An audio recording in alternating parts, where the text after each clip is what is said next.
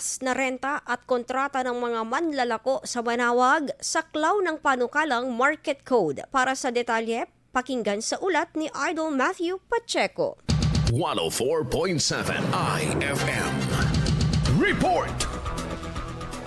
Tinututukan sa planong Market Code Ordinance ang isyu sa renta at kontrata ng mga manlalako sa bayan ng Manawag, Pangasinan matapos ang isang pagpupulong kasama ang mga stakeholders. Sa ilalim ng panukala, itatakdang makatarungan at abot kayang bayad sa renta upang maiwasan ang reklamo ng ilang vendor hinggil sa hindi patas na singila. Lilinawin din ang mga lease contract kung saan isa sa mga sinusulong na probisyon ng pagbabawal sa pagmamay-ari ng dalawa o higit pang pwesto ng iisang tao. Bukod sa renta, kasama rin sa panukalang paglalagay ng timbangan ng bayan, gayon din ang obligadong pagkuha ng business permits ng lahat ng negosyante. Dagdag ng pamahalaan na, bago tuluyang ipatupad ang ordinansa, magsasagawa ng hiwa-hiwalay na konsultasyon sa bawat seksyon ng palengke upang marinig ang panig ng mga vendor at maisaalang-alang ang kanilang mga mungka.